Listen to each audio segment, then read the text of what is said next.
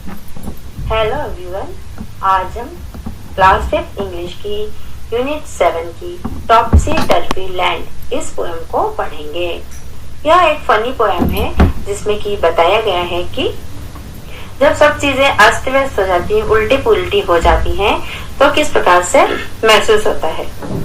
यहाँ टॉपसी टर्फी से मतलब है किसी चीज का गड़बड़ हो जाना, मतलब उल्टा पुल्टा हो जाना। जैसे आपकी बुक में एक फोटोग्राफ है, इसमें एक कमरे का सीन दिखाई दे रहा है जिसमें शू कहीं पड़ा हुआ है और बुक्स कहीं पड़ी हुई है। अस्त व्यस्त बिखरा हुआ रूम दिख रहा है। इसी प्रकार से कभी कभी हमारे रूम में भी ऐसी स्थिति बन जाती है। तो इस पोएम में एक इमेजिनरी लैंड की कल्पना की गई है। टॉपसी टर्फी का मीनिंग है यहाँ पर अपसाइड डाउन, मतलब उल्टा पुल्टा। तो चलिए शुरू करते हैं। Have you ever thrown your school bag on your bed? Have you ever left your shoes and socks here and there?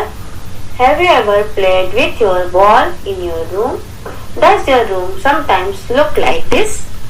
क्या आप अपना स्कूल बैग इधर कहीं भी फेंक देते हैं बिस्तर पर? Have you ever left your shoes and socks? अपने जूते और अपने मोजे भी यहाँ वहाँ पटक देते हैं। Have you ever played with your ball in your room? कभी अपनी जो बॉल होती है उससे अपने रूम में खेलते हैं। और क्या आपका रूम भी कभी कभी इस प्रकार दिखाई पड़ता है? और यदि दिखाई पड़ता है तो उसे प्रॉपरली या सही तरीके से जमाने की सभी की जिम्मेदारी होती है। चलिए अब देखते हैं next stanza. The people walk upon their heads. The sea is made of sand. The children go to school by night in topsy-turvy land. इस स्टेंजा में बताया गया है कि लोग ऐसी इमेजिनरी लैंड की कल्पना की गई है कि जिसमें लोग अपने सिर के बल चलते हैं, जैसा कि चित्र में दिख रहा है। इसमें लोग अपने सिर के बल चलते हैं। The sea is made of sand. जो समुद्र है वो सैंड से बना हुआ है, बालू रेती से बना हुआ है। The children go to school by night. और बच्चे जो है वो रात को स्कूल जाते हैं in topsy-turvy land. topsy-turvy land यानी उल्टी पुल्टी अस्त व्यस्त दुनिया। Next stanza. The front door step is at the back. You are walking when you stand. You wear your hat upon your feet in topsy-turvy land.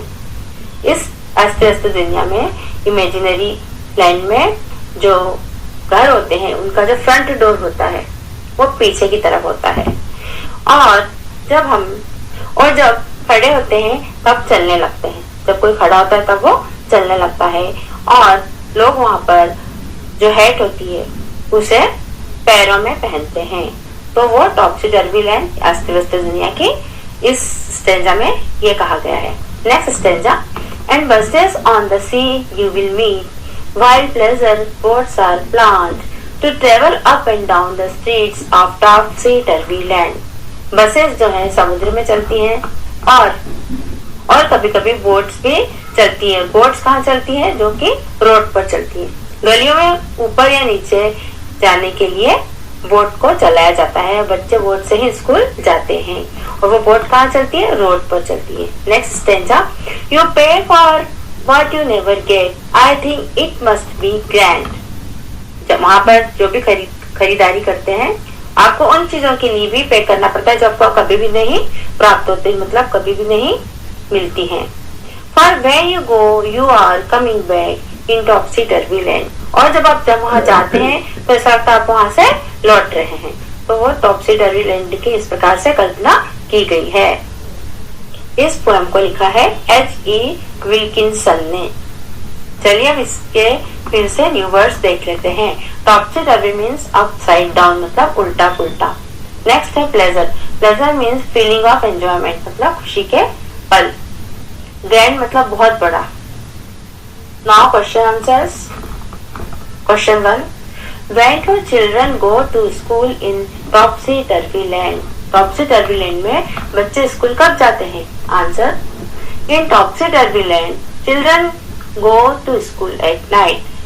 बच्चे topsy-turvy land में school रात को जाते हैं। Question 2. In the poem, if buses travel on the sea, then where do the boats travel? How should it rightly be? कविता में पूछा गया है कि यदि बसेस समुद्र में यात्रा करती हैं, ट्रेवल करती हैं, तो बोट्स कहाँ यात्रा करती है, बोट्स कहाँ ट्रेवल करती है? How should it rightly be, उन्हें कहाँ होना चाहिए? इसका आंसर होगा in the poem boats travel on the streets they should travel in the sea. Poem में बताया गया है कि बोट्स तो स्ट्रीट्स में चलती है, गलियों में चलती है, और उन्हें कहाँ चलना चाहिए? उन्हें समुद्र में चलना चाहिए, परंतु रियल लाइफ में उन्हें समुद्र में चलना चाहिए। Next question, the topsy टर्वी land is very different from our land, let's draw a comparison by filling in sentences wherever needed. जो टॉपसी टर्वी लैंड है, जो अस्त व्यस्त दुनिया है, या जो इमेजिनरी लैंड है, वो हमारी दुनिया से बहुत ही अलग है। तो अब उन दोनों के बीच, दुनिया के बीच में हम कंपैरिजन करेंगे। तो टॉपसी टर्वी लैंड और अवर लैंड, इनके बीच में कंपैरिजन, यानी उनकी तुलना करेंगे। तो चलिए देखते हैं answer. In टॉपसी टर्वी land, for a people walk on their heads, टॉपसी टर्वी land में लोग अपने सिर के बल चलते हैं। अवर land, people walk on their feet, और हमारी दुनिया में लोग कहाँ चलते हैं? अपने पैरों के बल चलते हैं, पैरों पर चलते हैं। बी टॉपसी टर्वी लैंड में the buses run on the sea, topsy टर्वी land में बसेस कहाँ चलती है? समुद्र में चलती है। एंड अवर लैंड में the buses run on land, और हमारी दुनिया में बस कहाँ चलती है? धरती पर, यानी जमीन पर चलती है, रोड्स पर चलती है। टॉपसी टर्वी लैंड में नेक्स्ट है see, they wear their heads on their feet, टॉपसी टर्वी land में, अस्त व्यस्त दुनिया में या उल्टी पुल्टी दुनिया में लोग अपने जो हेड्स है वो अपने पैरों में पहनते हैं। बट हमारी दुनिया में they wear their heads on their heads, जो हेड होते हैं, यानी जो टोपी होती है, उसे कहाँ पहनते हैं? सिर पर पहनते हैं, हेड पर पहनते हैं। नेक्स्ट डी टॉपसी टर्वी लैंड में बोट्स ट्रेवल इन स्ट्रीट्स, जो बोट होती है वो कहाँ चलती है? स्ट्रीट्स में चलती है। बट हमारी लैंड में बोट्स सेल इन द सी, हमारी दुनिया में जो बोट होती है, जो नाव होती है, जो वो समुद्र में चलती है। नेक्स्ट ई टॉपसी टर्वी लैंड में पीपल पे for what they don't get, हमारी दुनिया में, सॉरी टॉपसी टर्वी लैंड में लोगों को उन चीजों के लिए भी पे करना पड़ता है जो कि उन्हें नहीं प्राप्त होती है। बट हमारी दुनिया में पीपल पे फॉर व्हाट दे गेट, लोगों को जो भी सामान लेना होता है उसके लिए उन्हें पेमेंट करना होता है, पे करना होता है। चलिए अब देखते हैं next question, the words in the sentences are jumbled here, rearrange them to make meaningful sentences. Words that begin with a capital letter are the first word of the sentence. इसमें कुछ बताया गया है, यहाँ पर कुछ जम्बल्ड वर्ड्स है sentences में, उन्हें हमें रीअरेंज करना होगा। फर्स्ट है Renu naughty is a girl, तो इसका आंसर होगा Renu is a naughty girl, Renu एक बहुत ही शरारती लड़की है। Second untidy room her always is, इसका आंसर होगा हर रूम इज ऑलवेज अनटाइडी, उसका जो कमरा है हमेशा ही अनटाइडी रहता है, अस्त व्यस्त रहता है। नेक्स्ट है third mother her advises her clean to it, इसका आंसर होगा her mother advises her to clean it, उसकी मदर उसे सलाह देती है कि वो अपनी चीजों को, बिलोंगिंग को साफ सुथरा रखे, क्लीन रखे। नेक्स्ट है fourth never listens she her mother to, answer होगा she never listens to her mother, वह अपनी माँ का कहना कभी भी नहीं मानती है, लिसन यानी सुनना, कभी भी नहीं सुनती है। नेक्स्ट है fifth kind of what child are you are, इसका आंसर होगा what kind of a child are you, तुम किस प्रकार के बच्चे हो। Next question right 5 things that you do at home to make your home look neat and clean, ऐसी 5 चीजों के बारे में लिखना है जिससे कि आपका घर साफ सुथरा दिखे, नीट एंड क्लीन दिखे। तो इसका आंसर होगा keep the bedsheets and covers properly folded and tucked away, keep things properly arranged at their places, shoes are kept in the shoe rack, clear the dishes from the sink, and fifth है throw rubbish in the bin।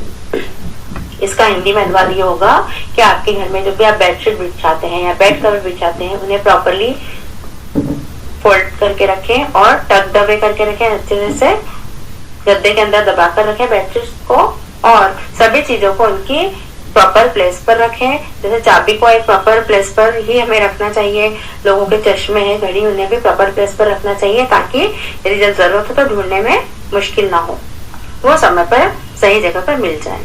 सभी को अपने shoes अपने shoe rack में ही रखना चाहिए, proper place पर रखना चाहिए। और सिंक में जो जूठे बर्तन रखे रहते हैं, यूटेंसिल्स रखे रहते हैं, उन्हें भी हमें उनकी प्रॉपर प्लेस पर रख देना चाहिए। कचरा हमेशा, रबिश मीन्स कूड़ा करकट, कचरा हमेशा डस्टबिन में ही डाल देना चाहिए, थ्रो करना चाहिए। आई होप कि आपको इस पोएम का हिंदी एक्सप्लेनेशन और क्वेश्चन आंसर्स एंड कुछ एक्सरसाइजेस अच्छे से समझ में आ गए होंगे। तो अब मिलते हैं नेक्स्ट वीडियो में। Till then keep learning and keep studying.